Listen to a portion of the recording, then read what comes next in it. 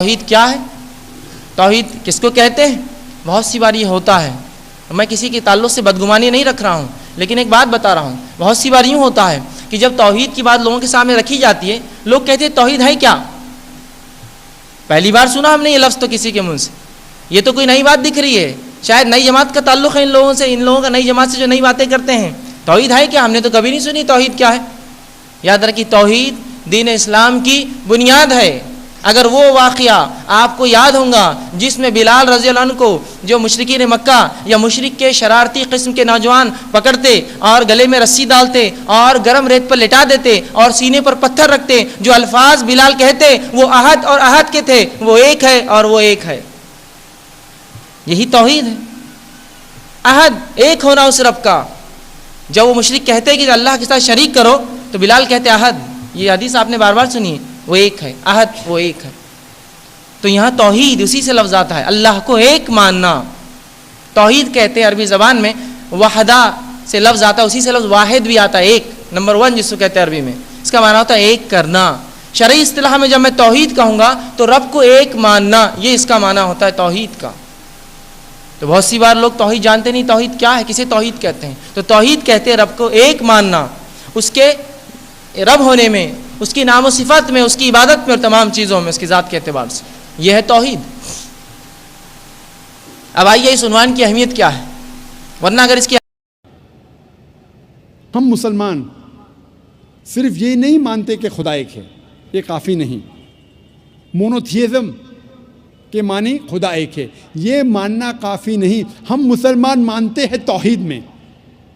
توحید آتا ہے عربی لفظ وحدہ سے، مطلب یونیفیکیشن، مطلب وحدانیت، ٹو یونائٹ، ٹو کنسالیڈیٹ۔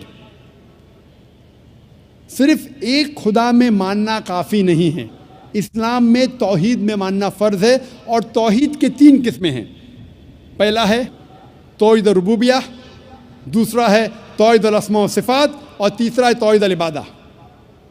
پہلی قسم ہے توحید ربوبیہ، مطلب ساری کائنات کا رب ایک ہے، اور جتنی بھی چیزیں کائنات میں ہیں ساری چیزوں کو ضرورت ہے اس رب کی، لیکن اس رب کو کوئی بھی چیز کی ضرورت نہیں۔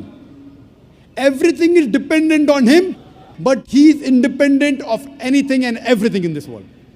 اسے کہتے ہیں توحید ربوبیہ۔ ہم مانتے ہیں کہ ہمارا خالق، ہمارا رب، ہمارا پالنے والا صرف ایک ہی رب ہے، اور ساری چیزیں جو کائنات میں ہیں ان کو ضرورت ہے اس رب کی، اور اس رب کو ہماری ضرورت نہیں، کوئی بھی چیز کائنات میں اس کو ضرورت نہیں۔ توحید ربوبیت کیا ہے؟ شیخ ابن عثیمین رحمہ اللہ فرماتے ہیں، هو افراد اللہ سبحانہ وتعالی بالخلق والملک والتدبیر۔ توحید ربوبیت اللہ کو منفرد ماننے کا نام ہے، خلق میں، ملک میں اور تدبیر کے معاملے میں۔ تین چیزیں علماء نے توحید ربوبیت کے بارے میں ذکر کی ہیں، بعض نے چوتھی چیز کو بھی اس میں شامل کیا ہے۔ توحید ربوبیت یہ ہے کہ ایک انسان یہ مانے کہ رب اللہ تعالی ہے، اللہ کے سوا کوئی رب نہیں۔ اس کی موٹی موٹی تعریف یہ ہے کہ اللہ رب ہے، اللہ کے سوا کوئی رب نہیں۔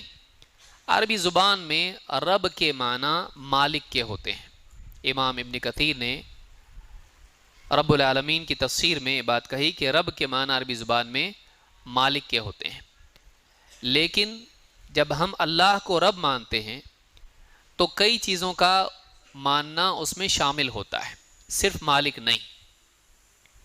نمبر ایک، اللہ تعالیٰ خالق ہے تمام چیزوں کا، اللہ کے سوا کوئی خالق نہیں۔ ساری چیزیں اللہ تعالیٰ کی پیدا کی ہوئی ہیں، اور اکیلا اللہ تعالیٰ تمام مخلوقات کا خالق ہے، پیدا کرنے والا، وجود بخشنے والا۔ دو، ان تمام چیزوں کا اکیلا اللہ مالک ہے، یہ چیزیں کسی اور کی نہیں، سب کی سب اللہ کی ہیں۔ تین، اللہ تعالیٰ اس پورے کائنات کے نظام کی تدبیر کر رہا ہے، اس پورے کائنات کے نظام کو اکیلا اللہ چلاتا ہے. موسموں کی تبدیلی، کامیابی ناکامی، خوشی غم، راحت تکلیف، بیماری شفا، زندگی موت، تمام چیزیں اللہ تعالیٰ کے حکم سے کائنات میں ہوتی ہیں. کائنات میں اللہ ہی کی طرف سے تدبیر ہوتی ہے، وہی اس پورے نظام کو اکیلا چلا رہا ہے. اور ایک چیز بعض علماء نے اس میں اور ذکر کی ہے کہ اللہ تعالیٰ تمام مخلوقات کا رازق ہے، خالق بھی ہے اور رازق بھی ہے. وہی تمام مخلوقات کو ان کا رزق دیتا ہے، کھانا پینا اور زندگی کی بنیادی ضرورتیں. تو یہ چار چیزیں اگر آپ دیکھیں کہ ان چاروں میں اللہ تعالیٰ کو تنہا اکیلا ماننا، منفرد ماننا، اکیلا اللہ یہ کرتا ہے، اس کا نام کیا ہے؟ توحید ربوبیت.